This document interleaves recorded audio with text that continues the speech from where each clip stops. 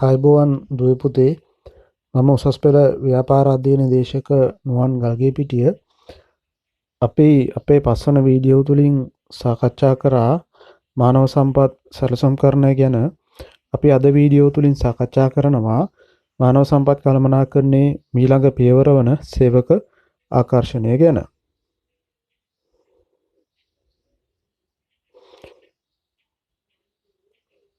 හොඳයි. සේවක ආකර්ෂණය මාත් එක්කම කියමු. සංවිධානයක අරමුණු ඉටු කිරීම පිණිස සංවිධානයට උපකාරී වන්නා වූ හැකියා හා ධනාත්මක ආකල්ප වලින් යුත් රැකියා අපේක්ෂකයන් ආයතනයේ වෙත අද්වා ගැනීමේ ක්‍රියාවලිය ආකර්ෂණීය වේ. හොඳයි. එතකොට මෙතනදී සිද්ධ වෙන්නේ අපි මානව සම්පත් සැලසුම්කරණයේදී හඳුනාගත්තා අපේ ආයතනයට කොපමණ සේවක ප්‍රමාණයක් අවශ්‍යද කියලා. එතකොට මේ අවශ්‍ය සේවක ප්‍රමාණය පිළිබඳව අපි දැනුවත් කරන්න ඕනේ මහ ජනතාව. නැතිනම් අපි අපේ ආයතනයේ ඇතිලා තියෙන රැකියා ඇබෑර්තු වලට ඒ ඇබෑර්තු පුරවන්න සුදුසු පුද්ගලයන් අද්දවා ගන්න ඕනේ. ඒ අද්දවා ගැනීමේ ක්‍රියාවලියට අපි කියනවා සේවක ආකර්ෂණය කියලා. සරලව කියනවා නම් අපේ ආයතනයේ ඇබෑර්තු තියෙනවා නම් අපේ ඒ ඇබෑර්තු පුරවන්න සුදුසු රැකියා ආයුධම්කරුවෝ අපි ආයතනයට අද්දවා ගන්න ඕනේ. ඒ අද්දවා ගැනීමේ ක්‍රියාවලිය අපි කියනවා සේවක ආකර්ෂණය කියලා. සටහන් කරගමු. සංවිධානයේ ඉලක්ක ඉටු කර ගැනීමට අවශ්‍ය හැකියා හා ධනාත්මක ආකල්ප වලින් යුක්ත රැකියා අපේක්ෂකයන් ආයතනයේ වෙත අද්වා ගැනීමට ක්‍රියා කිරීමයි. හොඳයි කියමු. ආකර්ෂණයේ ප්‍රතිඵලයක් ලෙස රැකියා අපේක්ෂා කරන්නන්ගේ ලයිස්තුවක් නිර්මාණය වේ. එතකොට මේ ආකර්ෂණයේ ප්‍රතිඵලයක් විදිහට අපේ ආයතනය තුළ නිර්මාණය වෙනවා රැකියා අපේක්ෂා කරන්නන්ගේ ලයිස්තුව. අපි උදාහරණයක් විදිහටම අපේ ඇබෑර්තු ගැන පළ කරලා අන්තර්ජාලයේ දැන්වීමක් පළ කරා. එතකොට මේ දැන්වීමට පිළිතුරු විදිහට දැන්වීම බලලා රැකියා අයදුම්කරුවන් අපේ ආයතනයට අයදුම් පත්‍ර එවනවා. ඒ අයදුම් පත්‍ර වීමේ ප්‍රතිඵලයක් විදිහට අපේ ආයතනය තුළ නිර්මාණය වෙනවා රැකියා අපේක්ෂා කරන්නන්ගේ ලයිස්තුවක්. හැබැයි අයදුම් පත්‍ර එව් පමණින් ඔවුන් ආයතනයේ සේවකයෝ බවට පත් වෙන්නේ නැහැ. අපි දන්නවා සාමාන්‍යයෙන් අයදුම් පත්‍ර එවුවට පස්සේ තව පියවරකට යන්න ඕනේ තෝරා ගැනීම කියන පියවරට. එතකොට ආකර්ෂණයෙන් පස්සේ ඊළඟ පියවර තමයි මානව සම්පත් කළමනාකරණය තෝරා ගැනීම. හරි. අපි තව දුරටත් බලමු ආකර්ෂණය පිළිබඳ. ආයතනයට අවශ්‍ය පුද්ගලයින් ආකර්ෂණය කිරීමේදී ආයතනයේ සේවක බඳවා ගැනීමේ ප්‍රතිපත්තිය එහි වැදගත්ම සාධකය වේ. හොඳයි. ආකර්ෂණයට අදාළ කාර්යයන් කිහිපයක් තියෙනවා. ප්‍රධාන කාර්යයන් 7. පළවෙනි එක බලමු. රැකියා ඇබෑර්තු හඳුනා ගන්න ඕනේ මුලින්ම. 2. රැකියා නියමයන් අධ්‍යයනය කරන්න ඕනේ. ඒ අධ්‍යයනය කරද්දී රැකියා විශ්ලේෂණය අපි පාදක කරගන්න ඕනේ. කියන්නේ රැකියා විස්තරය, රැකියා පිරිවිතරයයි. 3. ආකර්ෂණයට බලපාන සාධක හඳුනා ගන්න ඕනේ. උදාහරණ තියෙනවා වරහන් ඇතුලේ සංවිධාන ප්‍රතිපත්ති, පිරිවැය, කාලය වගේ සාධක පිළිබඳ සලකා බලන්න ඕනේ. 4 වෙනි පියවර විදිහට අපි ආයුධම් පත්‍රය පිළියෙල කරනවා. 5 වෙනි පියවර විදිහට ආකර්ෂණ මාර්ගය තෝරා ගන්න ඕනේ. ආකර්ෂණ මාර්ග මේ පාඩමේ මෙතනින් ඉස්සරහට කතා කරනවා. අභ්‍යන්තර ආකර්ෂණ මාර්ගයි, බාහිර ආකර්ෂණ මාර්ගයි කියලා. 6 පුරප්පාඩු ප්‍රසිද්ධ කිරීම හා ආයුධම් පත්‍ර කැඳවන්න ඕනේ. ආයුධම් පත්‍ර කැඳවුවට පස්සේ 7 වෙනි පියවර විදිහට ආයුධම් පත් ඇගීම කරන්න ඕනේ. ඒ කියන්නේ අපිට ආයතනයෙන් ලැබෙන ආයුධම් පත් අපි නිසි ක්‍රමවේදයකට ඇගීම සිදු කරන්න ඕනේ. හොඳයි. ආකර්ෂණ මාර්ග බලමු. අපි කිව්වා අභ්‍යන්තර ආකර්ෂණ මාර්ග තියෙනවා, බාහිර ආකර්ෂණ මාර්ග තියෙනවා කියලා. මුල්ම ආකර්ෂණ මාර්ගය අභ්‍යන්තර ආකර්ෂණ මාර්ග. ඒතර අභ්‍යන්තර ආකර්ෂණ මාර්ගවලදී වෙන්නේ අපේ ආයතනයේ පවතින පුරප්පාඩුවක් ආයතනයේ තුලින්ම සපුරා ගන්න ආකර්ෂණය කර ගන්නවා. දැන් සමහර රැකියා තියෙනවා. ඒ රැකියාවලට පුද්ගලයෝ ආයතනයේ තුලින්ම අද්දවා ගැනීමේ හැකියාව තියෙනවා. අපි බලමු අභ්‍යන්තර සේවක ආකර්ෂණයට යොදා ගන්න ක්‍රම මොනවද කියලා. 1. රැකියා ප්‍රසිද්ධ කිරීම. ඒ කියන්නේ ආයතනය තුල ඇති දැන්වීම් පෝරුළු පළ කර ඇබෑරුතු පිළිබඳ දැනුම් දීම අපි කියන ජොබ් පෝස්ටිං කියලා. දෙවෙනි එක කුසලතා ලේඛන ඉන්වෙන්ටරි කියලා කියන අපි කුසලතා ලේඛන ගැන අවසානයේට කතා කරනවා. තුන අභ්‍යන්තර සේවකයන්ගේ හඳුන්වා දීම. ඒ කියන්නේ දැනට සේවය කරන සේවකයෝගේ හඳුන්වා දීමක් කරනවා ඒ සේවකයන් විසින් මේ සේවකයාව මේ තනතුරු සඳහා වඩාත් සුදුසුයි කියලා. තුන ඊළඟ එක අනුප්‍රාප්තික සැලසුම් අපි කියනවා සක්සෙෂන් ප්ලෑන් කියලා. ඊළඟ ආයතනයේ කළමනාකරුවන්ගේ නිර්දේශය. ඒ කියන්නේ කළමනාකරුවන් නිර්දේශ කරනවා මේ පුද්ගලයා හොඳයි මේ තනතුරට කියලා ආයතනය තුලින්. අවසානක චක්‍ර ලේඛන මගේ රාජ්‍යාංශයේ ආයතන වල තමයි ගොඩක් බලපාන චක්‍ර ලේඛන. හොඳයි. කුසලතා ලේඛනයේද ඉන්වෙන්ටරි කියලා අපි කියනවා. ඒක සටහන් කරගමු අපි. සේවක දක්ෂතා හා කුසලතා පිළිබඳව ඇතුළත් කරමින් ආයතනයේ විසින් සකස් කරනු ලබන ලේඛනයයි.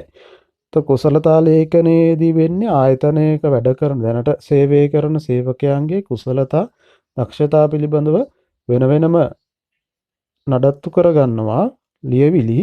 එතකොට ගොඩක් දුරට ආයතනයක එක් සේවකයෙකුට එක් ෆයිල් එකක් විවෘත කරලා ඒ ෆයිල් එකේ සේවකයාගේ කුසලතා පිළිබඳව වෙනම නඩත්තු කිරීමක් කරනවා.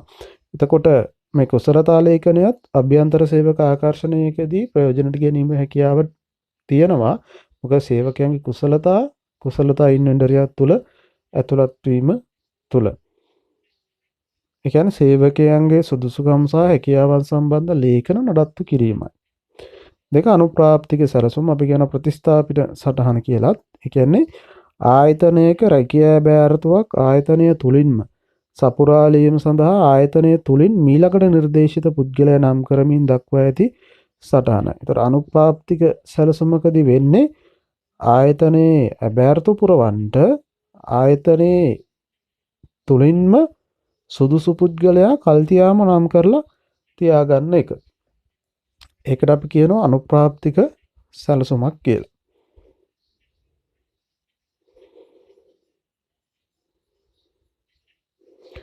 අභ්‍යන්තර සේවකයන් ආකර්ෂණය කිරීමේ වාසි බලමු. එක සේවක අභිප්‍රේරණය වෙනවා. මෙතනදී ආයතනය තුලින්ම සේවකයෝ ආකර්ෂණය කරගන්න හින්දා සිටින සේවකයෝ වඩා සතුටටපත් වෙනවා. එතකොට අභිප්‍රේරණයක් කියලා අපි ඒක හඳුන්වනවා. දෙක මනා ශ්‍රමික සම්බන්ධතාවයක් ඇති වෙනවා. මොකද ආයතනයේ සේවකයෝයි හිමිකරුවෝයි අතර තියෙන සම්බන්ධතාවයට අපි කියනවා ශ්‍රමික සම්බන්ධතාවයක් කියලා. ඒතර ඒ සම්බන්ධතාවය යහපත් කරගන්න පුළුවන්කම තියෙනවා. තුන යෝග්‍යතම සේවකයන් රඳවා ගැනීමේ පහසුව තියෙනවා. දැනට ආයතනයේ ඉන්න සේවකයෝ සියල්ල ආයතනය තුළම රඳවා ගැනීමේ හැකියාව තියෙනවා. මොකද අභ්‍යන්තර සේවක ආකර්ෂණයේදී සේවකයෝ දන්නවා අපිට ආයතනයේ නිසි තැන දෙනවා කියලා. එතකොට සේවකයන් රඳවා ගන්න පහසුයි.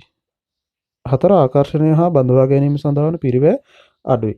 දැන් අභ්‍යන්තරයේ අනිත් පැත්ත තමයි බාහිර සේවක ආකර්ෂණය. ඒතර බාහිර සේවක ආකර්ෂණයේදී අපි ආයතනයේ පරිබාහිරින් තමයි සේවකයෝ බඳවා ගන්නෙ. ඒතකොට ඒ ක්‍රියාවලිය ඉතා සංකීර්ණ ක්‍රියාවලියක්. ඒතකොට වියදමත් ටිකක් වැඩි. හැබැයි අභ්‍යන්තර ආකර්ෂණය තුළ වියදම අපිට අඩු කරගන්න පුළුවන් ආයතනයේ දැනට ඉන්න සේවකයන්ගෙන්ම තනතුරකට සේවකයෙක් පත් කරගන්න හින්දා. ඊළඟ සේවකයන්ගේ ආයතනයේදී ලැබියාවයි කැපවීමයි ඉහළ යනවා අභ්‍යන්තරයෙන් සේවකයෝ ආකර්ෂණය කරගත්තාම.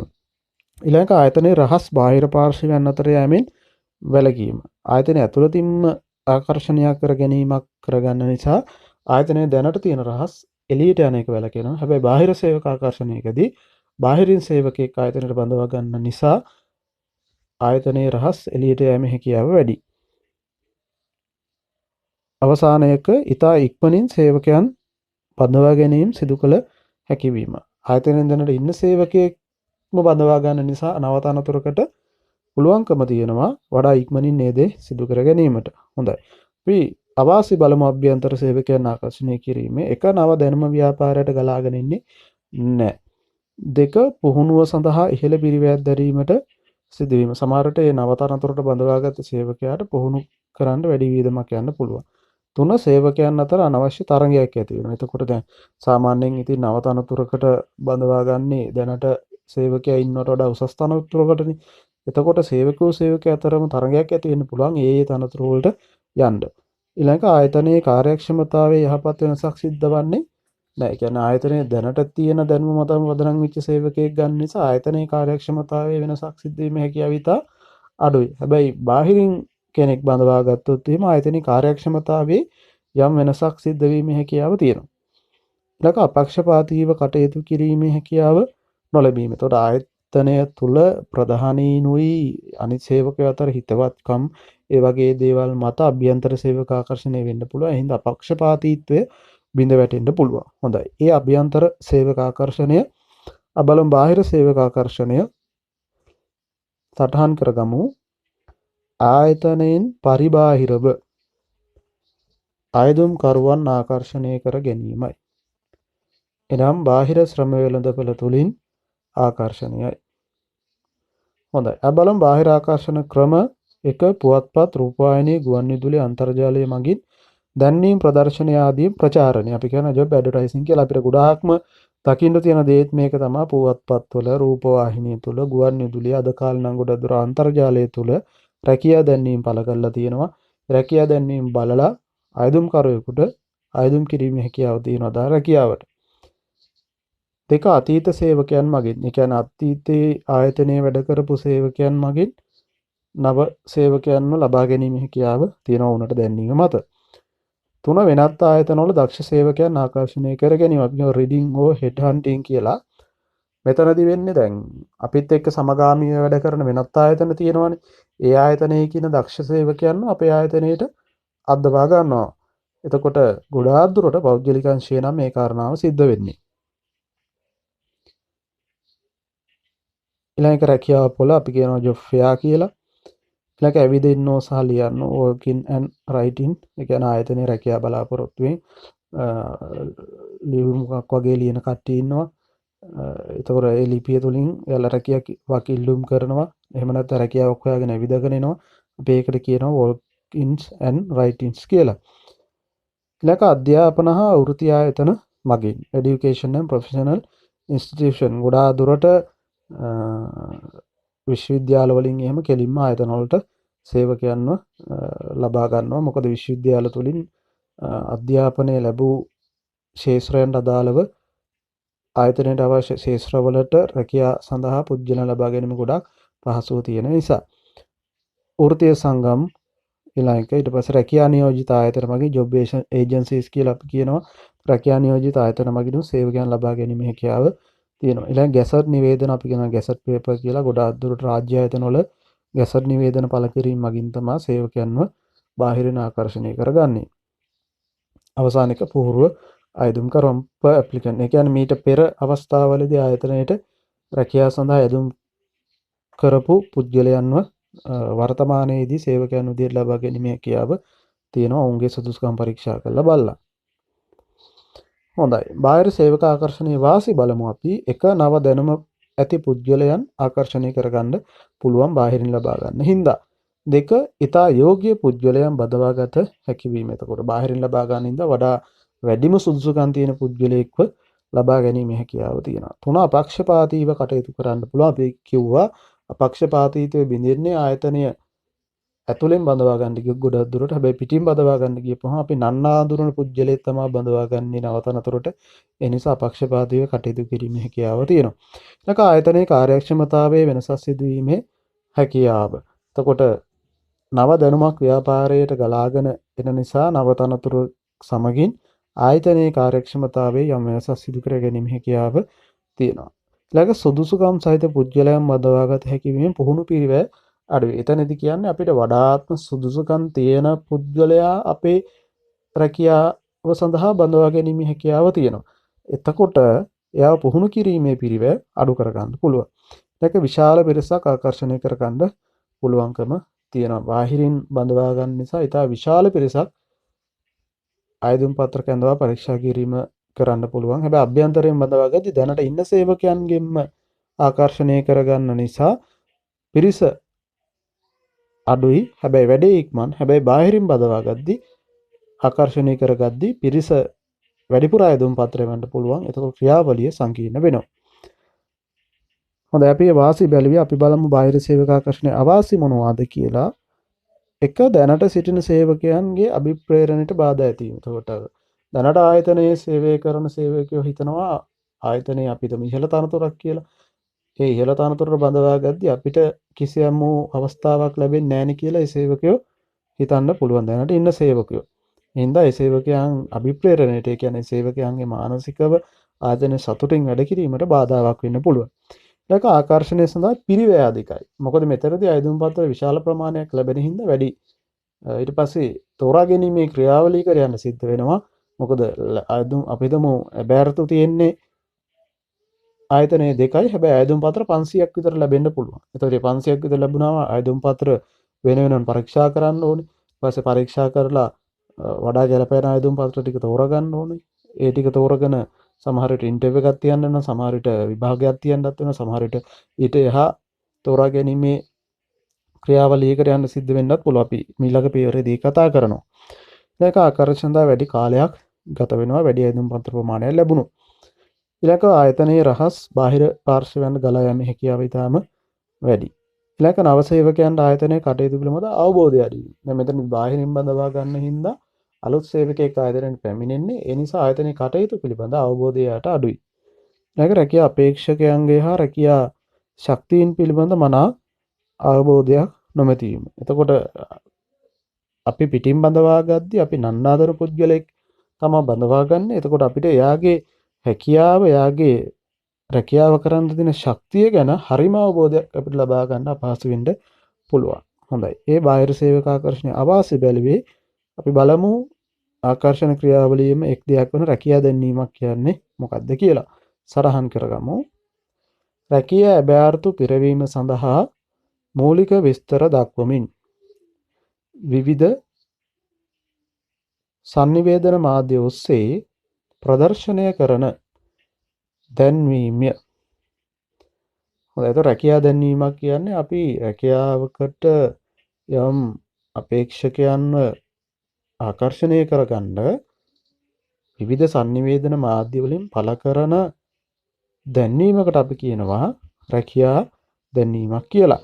රැකියා දැන්වීමක ඇතුළත් වන තොරතුරු බලමු. තනතුරු නාමය, බඳවා ගන්නා වයස් සීමාව, සේවා කොන්දේසි දානවා, අවශ්‍ය අධ්‍යාපන වෘත්තීය සුසුකම් දානවා, පළපුරුද්ද දානවා, අවශ්‍ය වැටුප් පරිමාණය කීයද කියලා දානවා, බඳවා ගන්න ශ්‍රේණිය මොකක්ද කියලා දානවා, ඒ වගේම තෝරා ගැනීමේ ක්‍රමවේදය දානවා, ආයුධම් කළ යුතු ආකාරය දානවා, ආයුධම්පත් බාර ගන්න අවසාන දිනය දානවා, ආයතනයේ නම හා ලිපිනය දානවා, ඒ වගේම ආකර්ෂණීය වැකුහැර උපරාමය කියන්නේ සේවකයාට වඩා ආයතනය පිළිබඳ හිත ඇදිලා යන විදිහ ආකර්ෂණීය වැකි රූපරාම වගේ දේවල් ඇතුළත් කරනවා. ඒතකොට රැකියා දැන්වීමක් බලලා තමයි අපි සාමාන්‍යයෙන් ආයතනයකට අයදුම් පත්‍රයක් දාන රැකියාව අයදුම් කරලා.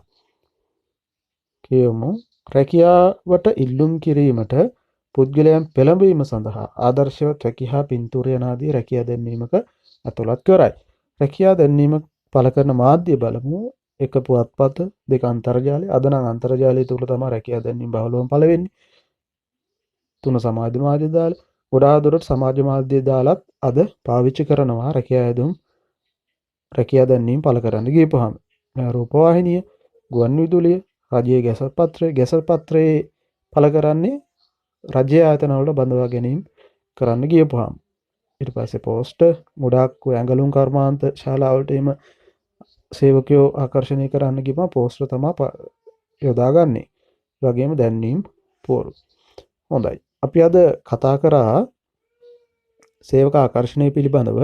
අපි අපගේ අනිත් වීඩියෝ තුලින් කතා කරනවා තෝරා ගැනීම පිළිබඳව.